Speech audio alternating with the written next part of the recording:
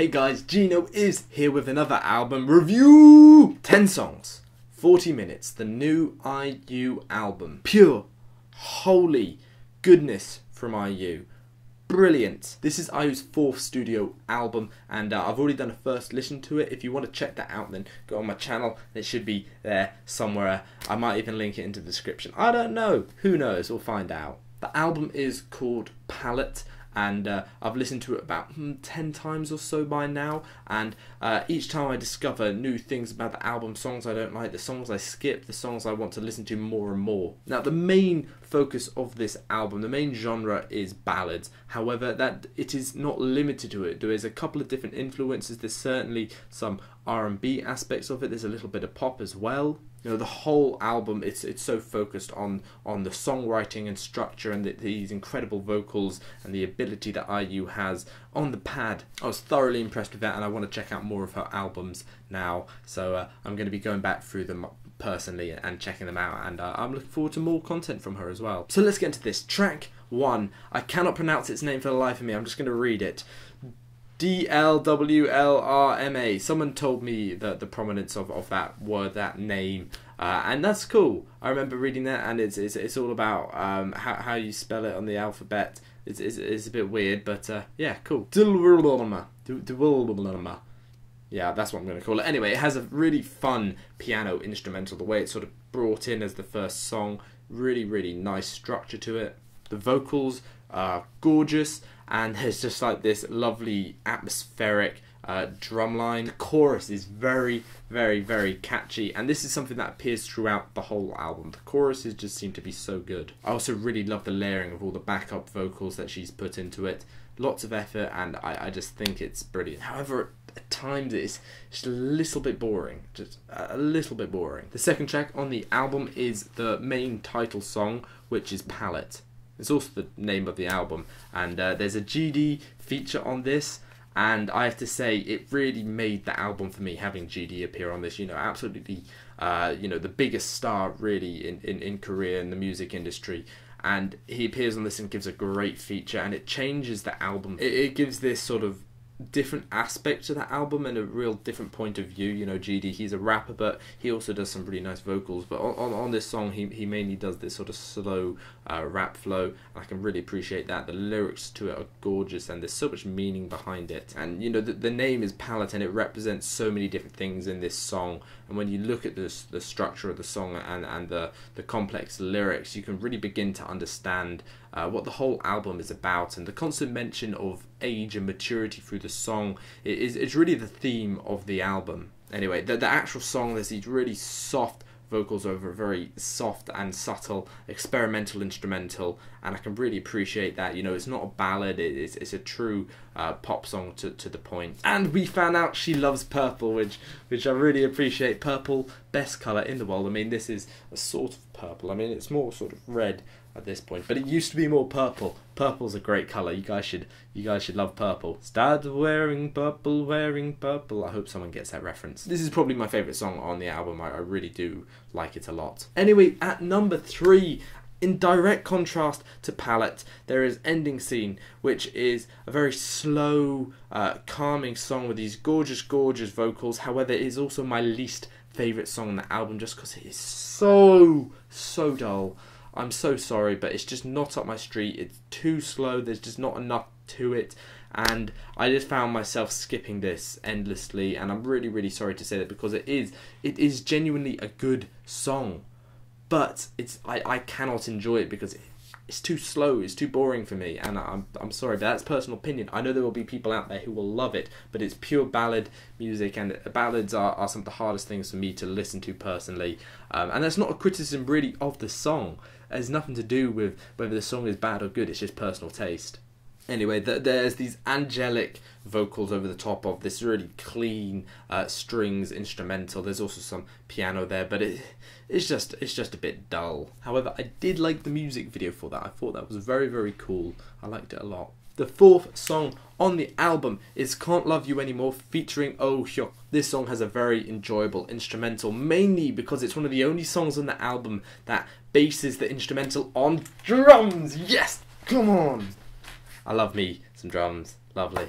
Oh, There's really, really nice vocal combinations, and the layering sounds perfect. You know, when you look at the structure of the song, you can see these sort of 3D movements of the voices, and it sounds so glorious. I think the jazz instrumental works incredibly well with this song, especially with Hyok's soulful voice. I really like his voice. It's one of my favourite songs on the album, and goddamn, once again, chorus so good.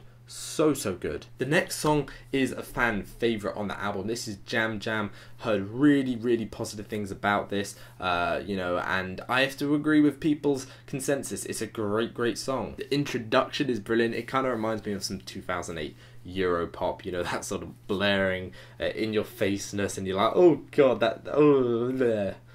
I don't know what that impression was, but if you know the reaction that I mean, you know, it's not bad, but it just makes you go, oh god.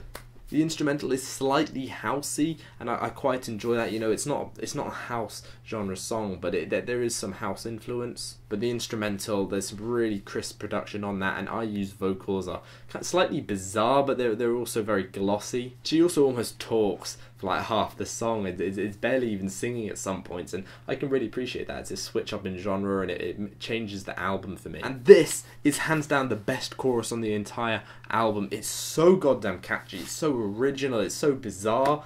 God damn, she's good at writing choruses and putting them into songs and making them just so... I keep on doing these really weird reactions. Like, what the hell is that?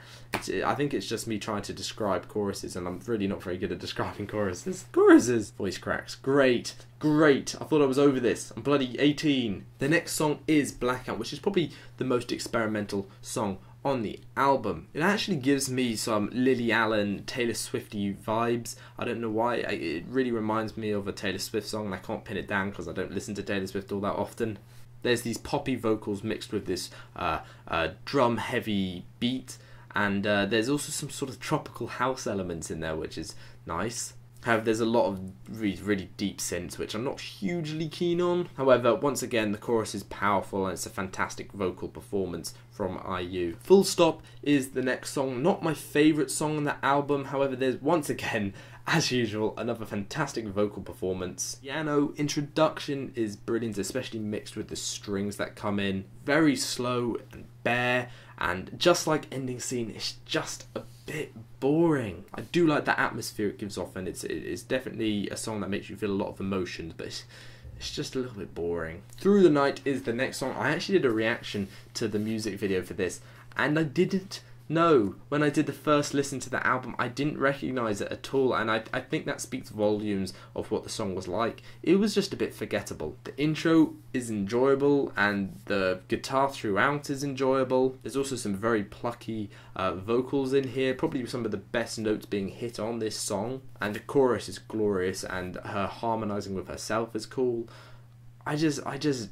I can't get behind it. It's so forgettable, and there's nothing interesting about this song individually. However, I did like that there was such a focus on the guitar. I thought that was cool, and I do like an acoustic song. The penultimate song is Love Alone. At the start, there's sort of this weird guitar / banjo introduction. I can't quite tell what it was. I think it might have been a banjo, but I mean, it could have been anything, a mandolin even. I really don't know what it was. All I know is it was a string guitar-like thing, and it sounded cool. It's a very soft and quiet song.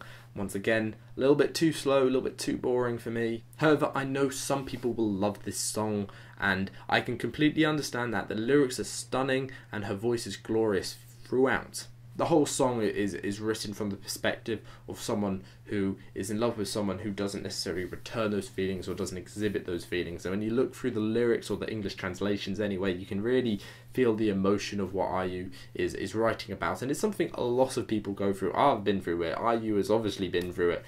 And it can be a very hard thing to deal with, but, you know, you're going to go on loving them regardless. But yeah, again, not my favourite song on the album, but I can admire a lot of its qualities, even if I don't necessarily listen to it all that much.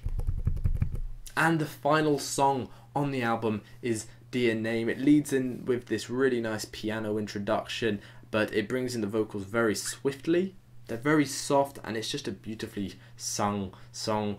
I don't really know how else to explain it. IU just has one of those voices where it works with so many different sort of instrumentals, and it works really well with this one. And it's hard to criticise because it's a lot more fast paced than some of the other songs on this album, and I do actually really enjoy it. It's one that I won't skip if I'm going through the album. The chorus, just when it plays, it sends like a chill down your spine because it's so beautiful, and her vocals on it, there's so much presence there. Very emotional, and it's very emphatic, and it's a great way to finish off this album. Overall, it's a simply amazing album with some deep flaws. However, those things are often personal issues. You know, I find a lot of the songs to be slow and boring, but for some people that's what they look for in an album, and that's just the way it goes. You know, this album it's not made for people like me. I'm a hip-hop head. However, I can see the importance of it, and I can see how beautifully it was crafted, how much work she's put into the song structure, the writing, and holy crap, do not get me started on those goddamn choruses. So good. She's obviously just a brilliant chorus writer. There wasn't really a single chorus I didn't like on this album. IU is a truly fantastic songwriter, and the emotion she makes you feel with her music is unforgettable. To rate this album is very hard, because I like IU, I like the music she makes. However, I don't like the genres, and that makes it very hard to not input my bias into it. And looking at it from a purely music critique standpoint, the album was very, very strong, but in personal taste, I cannot say I liked it completely. However, this review series I'm trying to do it from a critic's mind point, and therefore I have to say it was a very, very good album. So, whilst it wasn't perfect, there was some issues with it. Sometimes I thought you're putting too many of the same songs on this album. Even though there is a little bit of variety, it is very samey. So I've decided to give the album a high 7 out of 10. Now you may be thinking that may be a little bit low given how complimentary I've been of the album. I'm just trying to make sure that these scales are balanced, and I don't want to give too many high reviews early on. I don't want to say like a 4 means it's a terrible album, because a 4 is a middling view like rating. So a 7 is a very high rating. It means it's very high up there. It's not perfect, but no album really ever is.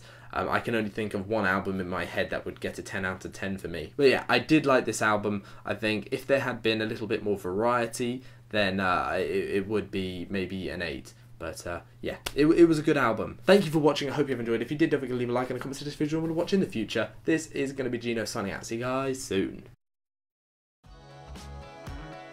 I hope you enjoyed that video. If you did, you might want to follow me on my social medias. Got my Twitter, my 2 Instagrams because I'm a narcissist, and yeah, you can also support me on Patreon. Great way of making sure this channel stays up and running. Or you can watch my video that's there and subscribe to my other channel. Cool.